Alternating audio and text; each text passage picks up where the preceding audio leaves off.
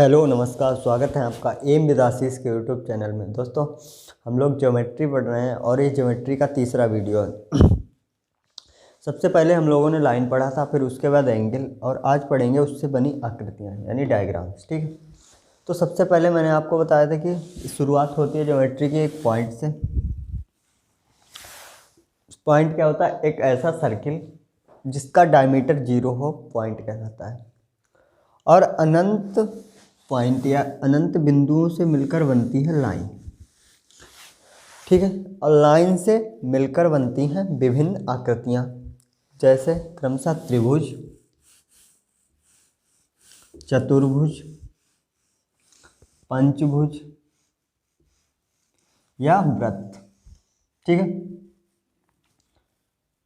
वृत्त बनता है।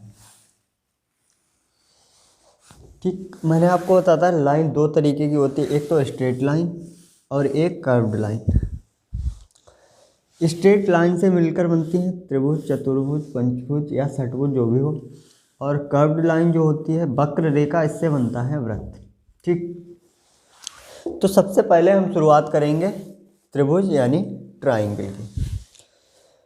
इसमें समझते हैं कि त्रिभुज क्या होता है।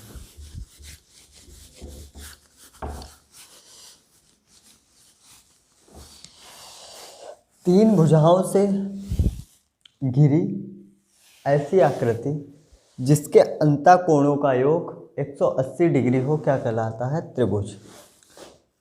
त्रिभुज कहलाता है। इसके अंतःकोणों का योग हमेशा 180 डिग्री होता है। जैसे हमने इसका एंगल मान लिया θ1, θ2, θ3, तो इसके जो अंतःकोणों का योग होगा वो हमेशा क्या होगा? 180 डिग्री होगा। ठीक, इतना हमने समझ लिया। अब हम बात करते हैं, इसमें 4 केंद्र बिंदु होते हैं। त्रिभुज में 4 केंद्र बिंदु होते हैं। नंबर 1 केंद्रक, नंबर 2 परिकेंद्र, इंग्लिश में कहते हैं सर्कमसेंटर, नंबर 3 अंतः केंद्र या इंसेंटर, और नंबर 4 लंब केंद्र या ऑर्थोसेंटर। ठीक, अब एक एक करके हम सब लोग इसको समझेंगे, यानी केंद्रक को।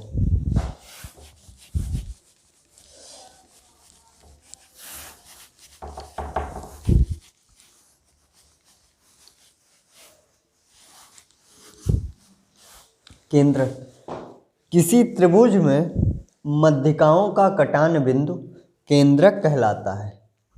ठीक, अब आपके दिमाग में आ रहा होगा कि मध्यिका क्या होती है। एक त्रिभुज है, ठीक,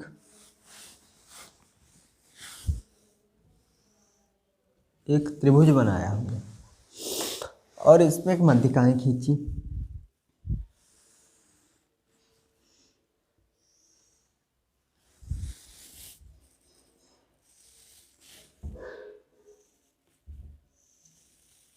ये मध्यिका है। एक त्रिभुज है ABC, इसकी मध्यिकाएं हैं D, E और F। AD, BCF इसकी मध्यिकाएं हैं। अब हम सबसे पहले समझे कि मध्यिका क्या होती है। किसी शीर्ष त्रिभुज के किसी शीर्ष से सामने वाली भुजा को ऐसे बिंदु पर मिलाएं जो उसको आधा करती हो, आधा आधा। जैसे इसकी लंबाई है, मैंने पूरी लंबाई मान ली A है, ठीक है। तो ये जो D ऐसा बिंदु होगा जो इसको दो भागों में विभाजित करेगा, A/2 और A/2 होगा। ठीक है, जैसे ये पूरी हो B तो ये B/2 होगी, और ये B/2, C/2 और C/2 होगी। तो मैंने आपको बताया कि केंद्रक क्या होता है। त्रिभुज की मध्यिकाओं का कटानुबिंदु केंद्रक कहलाता है। ये केंद्रक होगा, इसको हमेशा G से डिनोट करते हैं। ठीक है, अब मैं आपको एक बात बताऊं कि मध्यिका हमेशा, जैसे एक त्रिभुज है, एक त्रिभुज खींचा मैंने यही त्रिभुज बना ले ए बी सी, और इसकी मध्यिका है ये ए डी। तो हमेशा ये इसको दो भागों में विभाजित करेगी। जितना इसका क्षेत्रफल होगा उसका आधा ये होगा, आधा ये होगा। जैसे आपसे कहा जाए कि कभी क्वेश्चन आ जाए कि कोई त्रिभुज है ए बी सी, त्रिभुज ए बी सी है और उसका क्षेत्रफल कह दिया जाए कि 40 मीटर स्क्वायर है, और आपसे कहा जाए कि ए डी सी का क्षेत्रफल बताइए, तो आपको करना क्या है, सीधे वो उसका आधा होगा। आपको कर देना है 40/2 बराबर 20 मीटर स्क्वायर। 20 मीटर स्क्वायर इसका भी क्षेत्रफल होगा और इसका भी होगा। तो मध्यिका हमेशा उसको आधे आधे में बांट देती है, और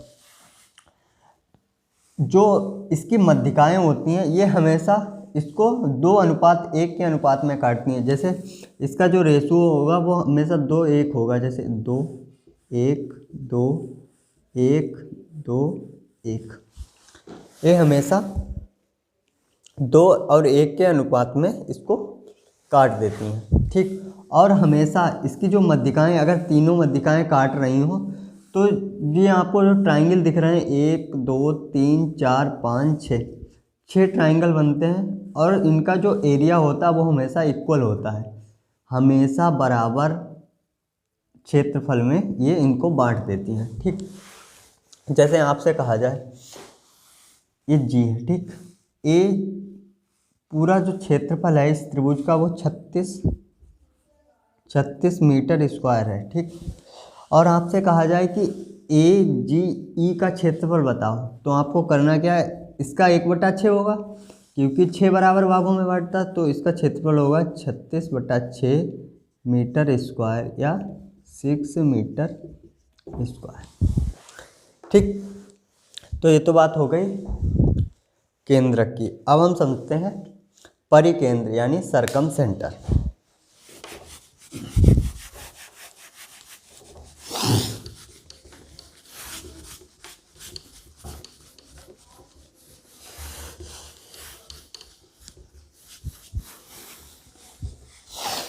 किसी त्रिभुज के, अब हम बात करते हैं परिकेंद्र यानी सरकमसेंट, किसी त्रिभुज के लंब आर्धकों का कटान बिंदु परिकेंद्र कहलाता है।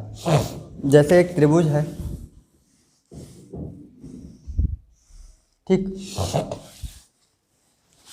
इसका लंब अर्धक मतलब इस पे लंब भी हो और इसका अर्धक भी हो, जो इसको आधा आधा बांटे, जैसे ए बी सी त्रिभुज है। ठीक, और एक इस पे लंबवर्धक है और इस पे भी लंबवर्धक है। किसी त्रिभुज के लंबवर्धकों का कटान बिंदु कहलाता है परिकेंद्र या सरकमसेंटर। और इससे इसके जो त्रिभुज की दूरियां होती हैं, इसके शीर्ष की दूरी वो हमेशा बराबर होती है।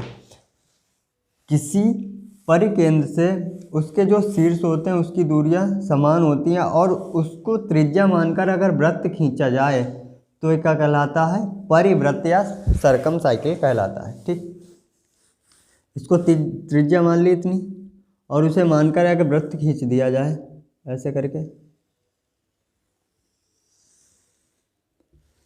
तो ये कहलाएगा परिवृत्त। ठीक, अब हम बात करते हैं अंतःकेंद्र या इनसेंटर की। एक बात और बता दूं मैं आपको कि जैसे अगर अधिक कोण त्रिभुज है, अभी मैं आगे बात करूंगा न्यून कोण त्रिभुज और अधिक कोण त्रिभुज। जैसे कोई अधिक कोण त्रिभुज है, ऐसे करके बनता है, जैसे अधिक कोण त्रिभुज। ठीक, इसकी जो वैल्यू है वो ग्रेटर देन 90 डिग्री है। ठीक, तो इसका जो सरकम सेंटर होगा वो हमेशा इसके बाहर होगा, इसके बाहर होगा।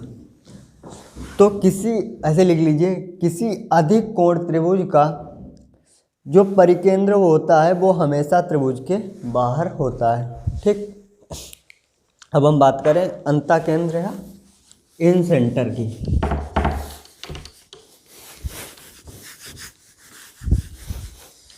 अंतःकेंद्र या इन सेंटर,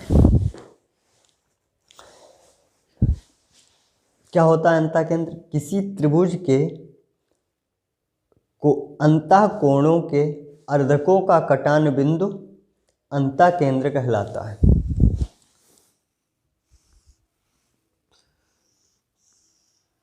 किसी त्रिभुज के, जैसे इसके अंतः कोण है, ठीक, अंतः कोण है, और इनका अर्धक कर दिया जाए, अर्धक कर दिया जाए इनका,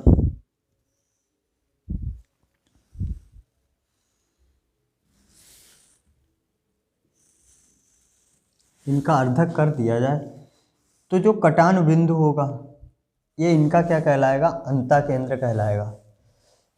और इस केंद्र से भुजाओं की जो लंबवत दूरी होती है वो समान होती है।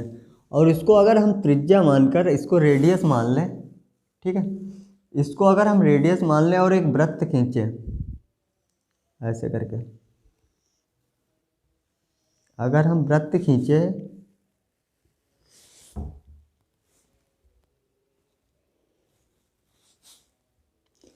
तो ये वृत्त कहलाएगा अंतः वृत्त या इनसाइकिल। ठीक है, मैंने आपको बताया कि अंतः केंद्र क्या होता है। कोई त्रिभुज हो, उसके जो अंतः कोण होते हैं, 3 अंतः कोण हैं, और इनको आधा किया जाए, आधा अर्धकों का जो कटान बिंदु होगा वो क्या कहलाएगा? अंतः केंद्र कहलाएगा, अंतः केंद्र कहलाएगा। और इसकी भुजाएं होती हैं, उसकी लंबवत दूरी समान होती है। इसको अगर त्रिज्या मान के अगर हम वृत्त खींचे तो यह अंतः वृत्त कहलाता है। ठीक, अब बात हो गई अंतः वृत्त की। अब हम बात करेंगे लंब केंद्र की। लंब केंद्र हम लोगों ने 3 चीज़ें समझी, एक तो केंद्रक, परिकेंद्र और अंतः केंद्र। अब हम बात करेंगे लंब केंद्र, इसको इंग्लिश में करते हैं ऑर्थो सेंटर। ठीक, किसी त्रिभुज में शीर्ष से सामने वाली भुजाओं पर डाले गए लंबों का कटान बिंदु लंब केंद्र कहलाता है या ऑर्थो सेंटर कहलाता है। जैसे एक त्रिभुज है, ठीक, एक त्रिभुज है ABC, इससे एक शीर्ष है A, इससे सामने वाली भुजा पर एक लंब डाला गया, लंब डाला गया, ठीक, ये 90 डिग्री है। इससे भी डाला गया, ये भी 90 डिग्री, और इससे भी डाला गया, ये भी 90 डिग्री। ठीक, तो इसका जो कटान बिंदु होगा ये कहलाएगा लंब केंद्र। देखो, लंबार्धक और लंब में अंतर है। लंबार्धक क्या होता है? जो भुजा को आधा करे, सिर्फ जो इसको आधा कर दे, ठीक, इस पे लंब भी हो और इसको आधा करे। लेकिन जो लंब होता है ये जरूरी नहीं है कि इसको सामने वाली भुजा को आधा करे, ठीक है, तो ये क्या कहलाएगा? लंब। लेकिन एक इस पे समकोण बनाएगा। ठीक, तो इनका जो कटान बिंदु होता है ये क्या कहलाता है? लंब केंद्र कहलाता है। और मैं आपको एक बात बताऊं कि अगर कोई समकोण है, ठीक, समकोण ABC समकोण त्रिभुज है, तो उसका जो लंब केंद्र होगा वो हमेशा समकोण बनाने वाला शीर्ष होता है। जैसे एक त्रिभुज है ABC, इसका जो समकोण बनाने वाला शीर्ष है B, तो इसका जो अगर लंब केंद्र होगा वो हमेशा क्या होगा? B, क्योंकि इसका शीर्ष है C, इससे इस पर लंब डाला जाएगा तो यहाँ पे आएगा। A शीर्ष है, इससे इस पर लंब डाला जाएगा तो यहाँ पे आएगा। और इस पे अगर लंब डाला जाए तो ये भी यहीं पे काटेगा। ठीक, तो इसलिए किसी समकोण त्रिभुज का लंब केंद्र हमेशा समकोण बनाने वाला शीर्ष होता है। ठीक है, तो हम लोगों ने आज समझा केंद्रक, परिकेंद्र, अंतःकेंद्र और लंब केंद्र। ठीक, आज के लिए बस इतना ही। नेक्स्ट वीडियो में हम पढ़ेंगे कुछ और चीज़ें। धन्यवाद दोस्तों।